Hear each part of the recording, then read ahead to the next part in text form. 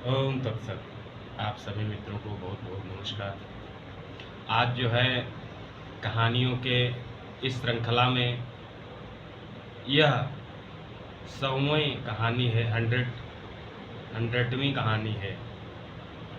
तो कहानी कुछ इस प्रकार है कि विदेश की कहानी है। एक बार एक अरबपति महिला ने एक गरीब चित्रकार से अपना पोर्ट्रेट बनवाया, चित्र बनवाया।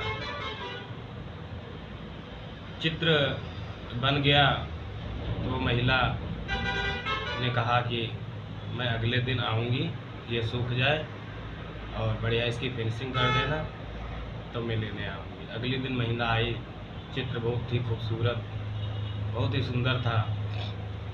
महिला ने पूछा चित्रकार से कि बताओ इसका पुरस्कार क्या दिया जाए।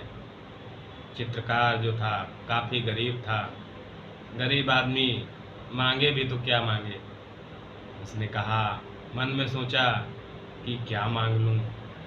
$100, $200, $500 ऐसे मन में सोच रहा था, लेकिन वह डर भी रहा था कि कहीं देगी या नहीं देगी। फिर उसने बहुत हिम्मत जुटाई और उसने सोचा क्यों ना महिला पर ही छोड़ दिया जाए, इतना देगी देगी। लेकिन उसे डर भी लग रहा था, अगर छोड़ देंगे फिर कह भी तो नहीं सकते। एक बार अगर छोड़ दिया उसी के ऊपर फिर कह भी नहीं सकते कि हमें फिर दे दो इतने पैसे। फिलहाल उसने हिम्मत जुटाई और महिला से कहा, ठीक है आपकी जो मर्जी हो दे दीजिए आप। महिला के पास एक बहुत सुंदर पर्स था जो बाह में टांग के लेडीज लोग चलते हैं विदेश की। उसने पर्स, वह बहुत सुंदर था। वह पर्स को ही पूरी पर्स को ही चित्रकार को देकर बोलने लगी कि यह पूरा पर्स आप रख लो, हमें चित्र बहुत सुंदर लगा। जब चित्रकार ने देखा कि वह उसने पूरा पर्स दे रही है, हालांकि पर्स बहुत सुंदर है, कीमती भी लग रहा है, लेकिन इस पर्स को लेकर मैं करूँगा क्या। लेडीज पर्स है, बेचने भी कहाँ जाऊँगा, और इससे कौन सा दाना पानी या खाना पानी हमारे घर पे आ जाएगा। इसलिए उस चित्रकार ने मना कर दिया, अरे नहीं नहीं, पर्स की कोई ज़रूरत नहीं, आप ज़्यादा नहीं $100 दे दीजिए, उसी से काम चल जाएगा। महिला ने कहा ठीक है, जैसी तुम्हारी इच्छा। उसने पर्स खोला और उसमें से $100 निकाल के उस चित्रकार को दे दिए और वो कहने लगी, इसमें $1,00,000 पहले से ही रखा है, लेकिन तुम्हारी मर्जी। अब चित्रकार कह चुका था कि मुझे $100 ही दे दो, अब वापस कह भी नहीं सकता। वह महिला अपना चित्र और उस पर्स को लेकर चली गई। कहा जाता है कि तब से चित्रकार था वह बहुत रोता और काफ़ी विक्षिप्त सा हो गया, क्योंकि वह दिन रात यही पछताता रहता कि काश वह पर्स ले लेते और खोल कर देख लेते। लेकिन अब पछताए होत का जब चिड़िया चुग गई खेत। यह कहानी कहने का आशय यह था कि करीब करीब इस दुनिया में जितने भी लोग आस्तिक अपने आप को कहलाते हैं, उनकी हालत करीब करीब ऐसी ही है। वह सभी मंदिरों, मस्जिदों, गिरजाघर द्वारों में जा जाकर भगवान से कौड़ी कौड़ी, पैसा कौड़ी, दो दो पैसा के लिए गुहार लगाते हैं, भगवान ये हमें दे दो, ये दे दो। उसी गरीब चित्रकार की तरह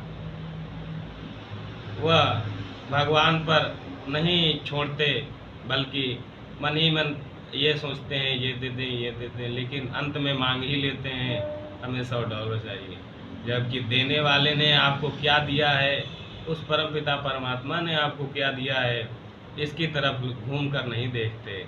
एक भिखारी की ज़िंदगी जीने वाले करीब करीब काफ़ी दुनिया में लोग हैं। वह निरंतर दूसरों या उस अपने बनाने वाले से निरंतर मांग रखते रहते हैं।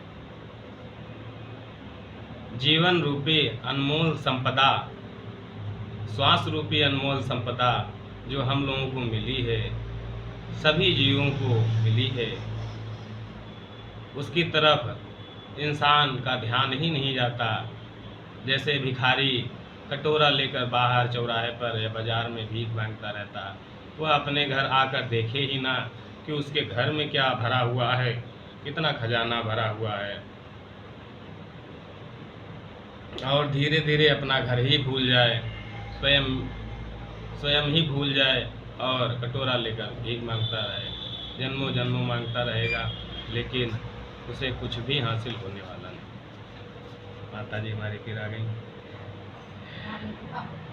हाँ, तो यही कहानी ज़्यादातर सभी उन लोगों के लिए है जो निरंतर परमात्मा से कुछ न कुछ मांगते रहते हैं। हालांकि जो उस परमपिता परमात्मा ने अनमोल संपदा दी है, उसकी तरफ थोड़ा सा भी ध्यान नहीं देते और थोड़ा सा बस और यही मांग हमें वह भिखारी की मांग या गरीब की मांग बनाती है, जबकि हमें परमात्मा ने अपना सृष्टि का सबसे जटिल और सबसे सर्वोत्तम मशीन जो मनुष्य जीवन है यह दिया है। इसकी तुलना ब्रह्मांड क्या सृष्टि में किसी भी व्यक्ति वस्तु से नहीं की जा सकती। यह अनमोल संपदा इसलिए कहा गया है क्योंकि इस शरीर के माध्यम से आप देवताओं से भी उच्च पदवी पर हो सकते हैं, क्योंकि इसी से हमें विवेक और बुद्धि मिली है, जो उसी से हमें ज्ञान की प्राप्ति या उस परम तत्व की प्राप्ति होती है, जिससे हम परमात्मा को प्राप्त कर सकते हैं। इसी ज्ञान इसी शरीर के माध्यम से उस परम भाव परम संपदा की जो इसमें निहित है, इसी से हम उस परम पिता को अपने अधीन करके, उस परम प्रेम से अपने परम पिता को अधीन कर लेते हैं।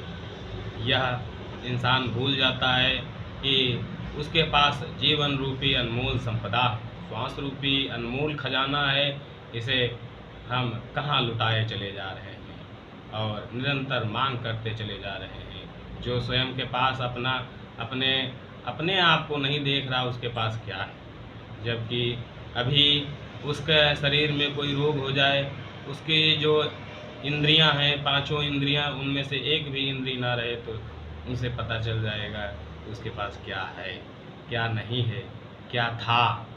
यानी अभी आंखें ना हों तो हमारा जीवन कितना सूना हो जाए, कान ना हो, सुनाई ना दे तो हमारा जीवन अधूरा सा लगेगा, बोल ना सकें तो कैसा लगेगा। यानी कोई भी शरीर का अंग जो है, ये मशीन के पाठ पुर्जा जो है ना होते तो कैसा होता। ऐसी ऐसी अगर कल्पना करें तो जीवन कितना नीरस या जीवन जीने की इच्छा ही नहीं होती। जो आपके पास है उस पर ध्यान दें और इस अनमोल खजाने का सदुपयोग करें, ताकि हमारा जो उद्देश्य है परम पिता परमात्मा की प्राप्ति या सच्चा संपूर्ण जीवन जीने की कला जो है पहले धर्म से सीखा जाता है। जब हम स्वयं को ही नहीं जानते तो हम यह कैसे जानेंगे हमको मिला क्या। बाहर खोजने की बजाय सबसे पहले स्वयं को जानना चाहिए। स्वयं को जानने जब चलेंगे तभी सब कुछ धीरे धीरे पता चलने लगेगा और वास्तविक जीवन का रहस्य आपके सामने खुलने लगेगा और इतना शांति आनंदमय आपका जीवन हो जाएगा, आपको पता ही नहीं है कि आपके पास कितना खजाना है। बाहर खोजते खोजते मरे जा रहे हैं, कितने जन्मों बीत गए, जन्म बीत जाएंगे, बाहर कुछ रखा नहीं। जब स्वयं से स्टार्ट करेंगे, स्वयं से प्रारंभ करेंगे, तभी उस परमपिता तक पहुंचा जा सकता है। खुद को ही जानने का प्रयास करें कि आप क्या हैं, क्यों हैं, कहाँ से आए हैं क्या करने आए हैं, क्या नहीं करने आए हैं।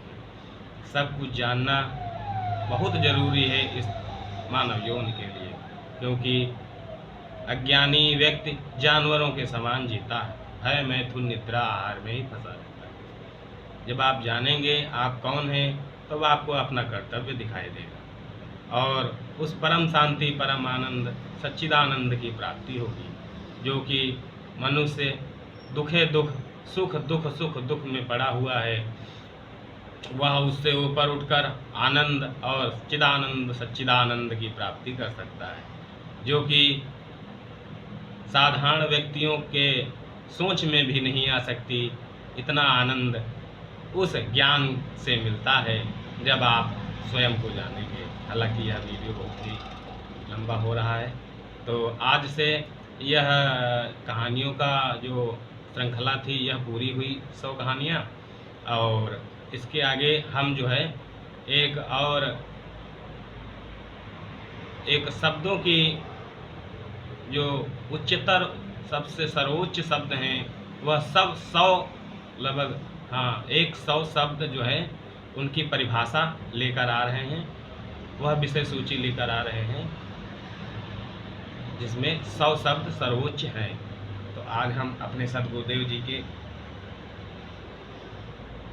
जो है मुखार बिंदु के दर्शन करवाएंगे आपको, जो कि बहुत ही मनमोहक है। देखिए, ये रहे हमारे सद्गुरुदेव जी महाराज की जय, परम पिता परमेश्वर की जय, आनंद कंद प्रभु सदानंद जी मनमोहन भगवान की जय। धन्यवाद।